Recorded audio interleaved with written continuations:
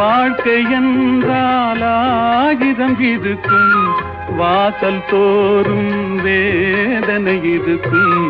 வந்த துன்பம் எதுவென்றாலும் வாடி நின்றால் ஓடுவதில்லை, வாடி நின்றால் ஓடுவதில்லை. எதையும் தாங்கும் இதயம் இருந்தால் இறுதி வரைக்கும் அமைதி இருக்கும். மயக்கமா கலக்கமா மனதிலே குழப்பமா, வாழ்க்கையில் நடுக்கமா.